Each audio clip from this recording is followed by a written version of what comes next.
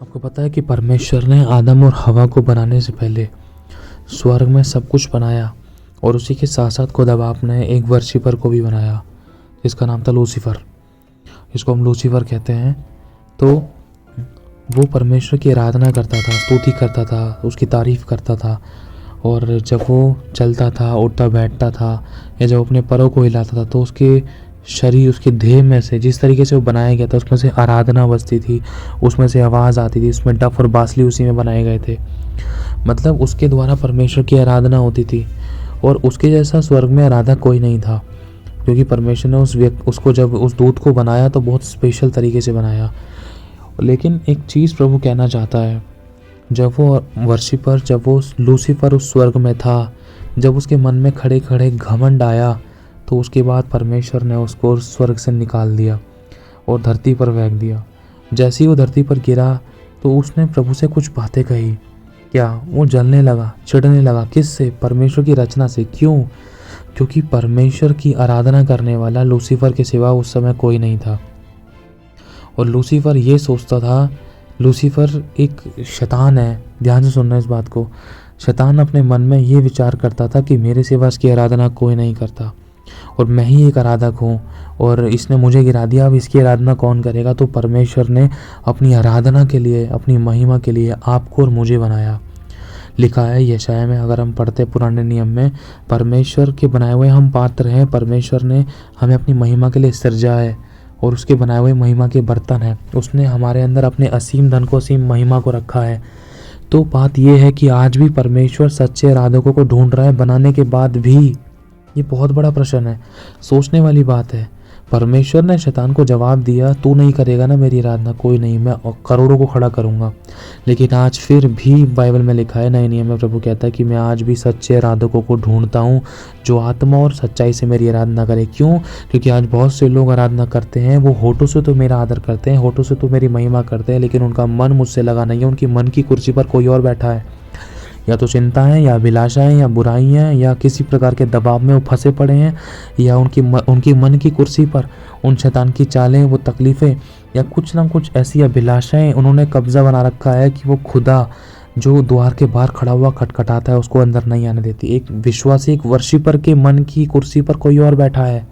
इसलिए प्रभु कहता है सबसे पहले अपने मन की रक्षा कर, क्योंकि तेरे मन में जो होता है वही तेरे मुंह से निकलता है। सबसे जीवन का स्रोत, मूल स्रोत अपना मन है। और इसलिए प्रभु कहता है जो मन में होता है वही मुंह से निकलता है। और मन के अंदर, मन के भंडार में क्या है? प्रभु के वचन में लिखा है जो तू खाता है उससे तू अशुद्ध नहीं होता, जो तेरे अंदर से बाहर आता है, वरन बुरी बुरी कल्पनाएं, विचार, व्यवहार, बुरे शब्द, जिससे तू सामने वाले को तोड़ देता है, सामने वाले का ठोकर बनता है, खुदा के वचन के विरुद्ध में जाता है और शैतान को नहीं वरन परमेश्वर को शर्मिंदा करता है। शैतान को शर्मिंदगी करने वाले काम नहीं करते एक विश्वासी, एक वर्शिपर। क्यों?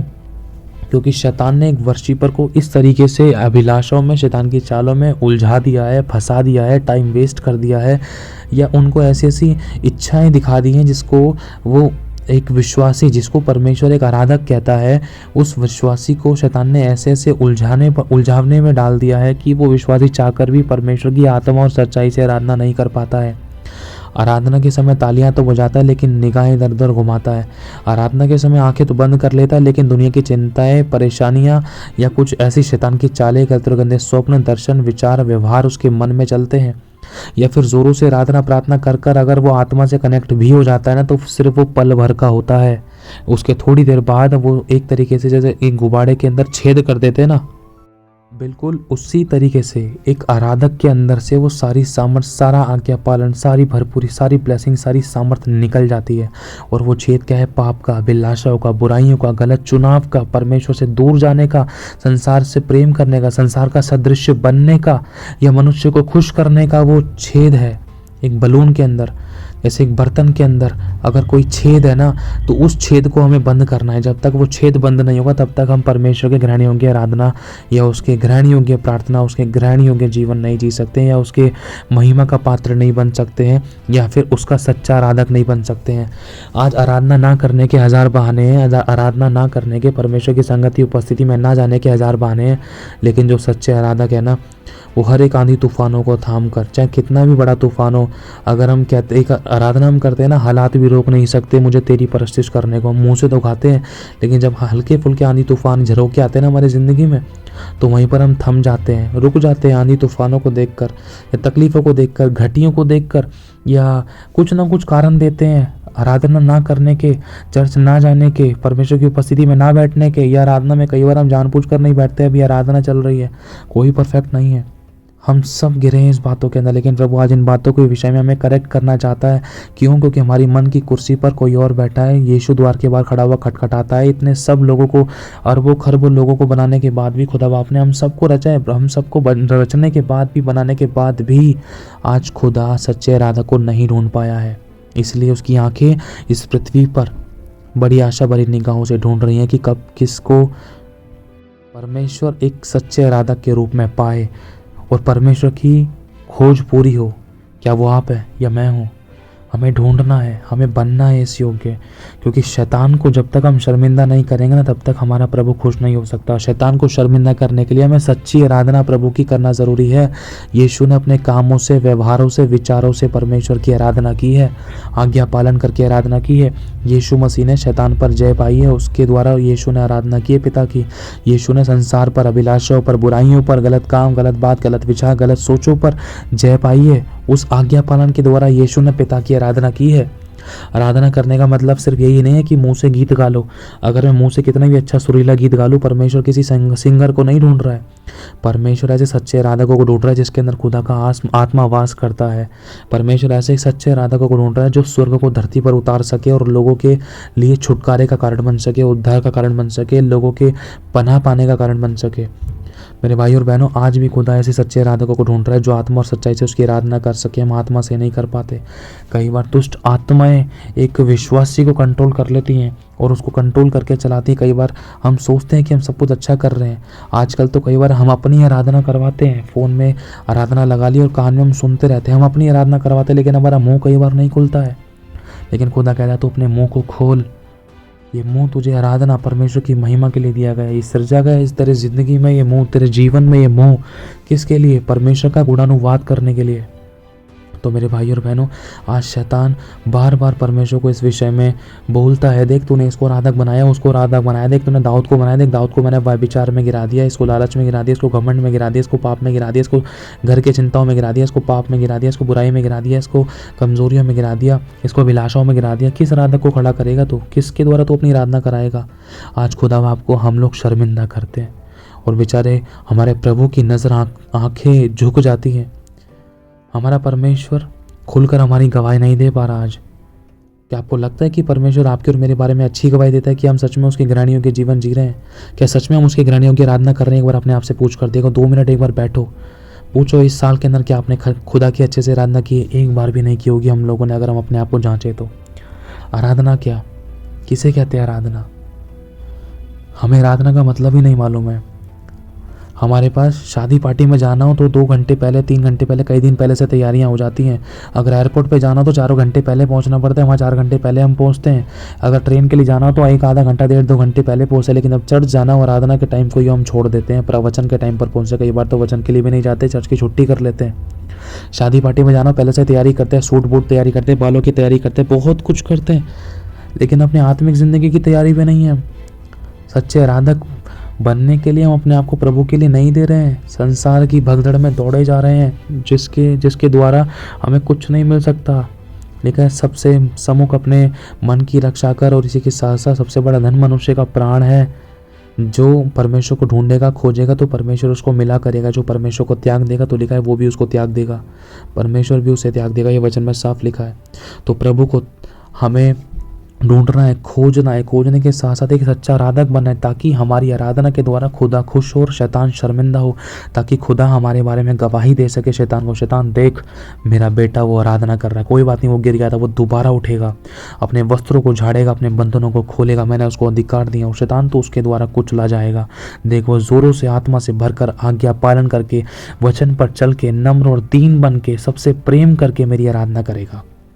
पवित्रताई में चलकर आराधना करेगा, बुराई से बैर करके वो मेरी आराधना करेगा, गलत संगति से वो दूर रहकर मेरी आराधना करेगा, वचन पढ़ के और संगति में रहकर वो मेरी आराधना करेगा, मेरे निकट आकर वो मेरी आराधना करेगा, शत्रु से प्रेम कर कर, दूसरों को क्षमा करके, दया करके, अनुग्रह करके वो मेरी आराधना करेगा। शैतान तो उसको रोक नहीं पाएगा। देख अभी वो उठेगा और दोबारा से तेरे गाल पे तमाचा मारेगा और तो उसकी ज़िंदगी से दूर हो जाएगा और खुदा आपसे बहुत खुश होगा।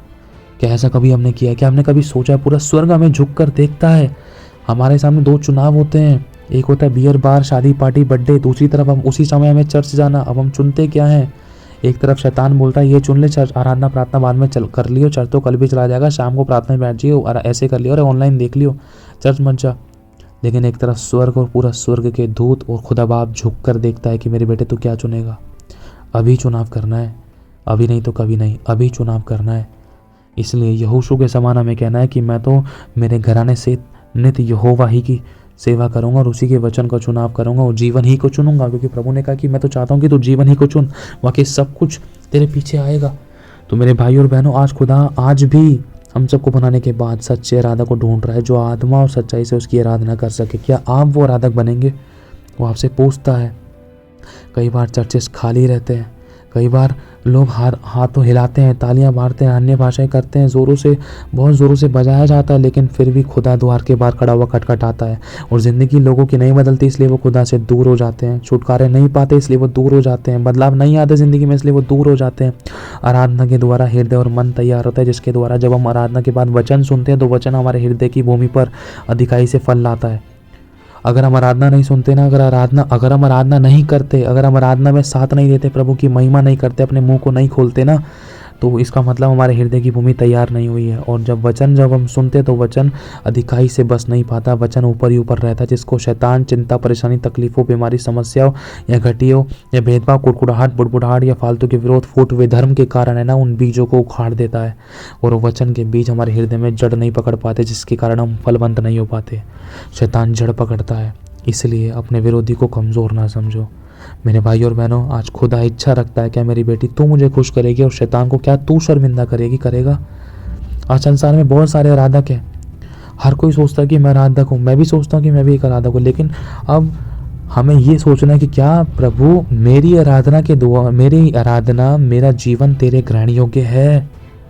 भले ही प्रभु मैं बेसुर गाता हूँ, मेरे को बजाने नहीं आता है, गाने नहीं आता, क्या प्रभु मेरे आज्ञा पालन से, मेरे प्रेम करने से, नम्रता से, दीनता से, पवित्रता में चलने से और आज्ञा पालन करने से, एक दूसरे को माफ़ करने से, क्षमा करने से, दया करने से, वचन, प्रार्थना, आराधना में संगति में निरंतर पाए जाने से प्रभु और बुराई से बैर करने से, क्या इस कारण मैं तेरी आराधना कर सकता हूँ? हाँ, कर सकते हैं। क्या ये चीज़ अगर मैं ऐसा कर रहा हूँ तो क्या तेरे ग्रहण योग्य होगा? प्रभु हाँ बेटे, ग्रहण योग्य होगा। नए नियम में हम कहीं भी नहीं पढ़ सकते इस बात को लेकर कि यीशु ने अपने हाथों को उठाकर आराधना करी। यीशु मसीह ने, मेरे भाई और बहनों, अपने कामों के द्वारा आराधना करी और उसने अपने शिष्यों को प्रार्थना करना सिखाया कि प्रार्थना हाथों को उठाकर पहले परमेश्वर की आराधना करो। मेरे भाई और बहनों, आज प्रभु चाहता है आप और मैं मिलकर परमेश्वर की आत्मा और सच्चाई से आराधना करें और हम सच्ची आराधना परमेश्वर को दें। हम दाऊद के समान गिरने ना पाएं। शुरुआत में तो सही चले, लेकिन बाद में गिर गए, शैतान ने खदेड़ दिया और खुदा का आत्मा रोया। प्रभु ने कहा था कि देख दाऊद, तूने वो किया जो मेरी दृष्टि में बुरा था। पहले तो मैंने कहा था कि मुझे मेरा मन भाव व्यक्ति मिल गया है, लेकिन अब तूने वो किया जो मेरी दृष्टि में बुरा था। क्या आज आप और मैं, क्या वो सच्चे आराधक बन सकेंगे जिसके बारे में खुदा बाप शैतान को हमारे विषय में गवाही दे सके? देख मेरा सच्चा आराधक खड़ा हो चुका है, अब उसके द्वारा इस धरती पर मैं रिवाइवल, जागृति को लेकर आऊँगा। क्या वो आराधक आप बनेंगे? क्योंकि उसकी आंखें आज भी ढूंढ रही हैं कि जो आत्मा और सच्चाई से उसकी आराधना कर सके और उसका जीवन परमेश्वर की ग्रहण योग्य हो सके और वो परमेश्वर का भय मानने वाला हो, ताकि परमेश्वर उसकी निर्बलता में अपनी सामर्थ्य को दिखाए। आमीन। तो प्रभु आशीष दे आप सभी को। जय मसीह की। अपने आप को बैठकर 2 मिनट परख कर देखना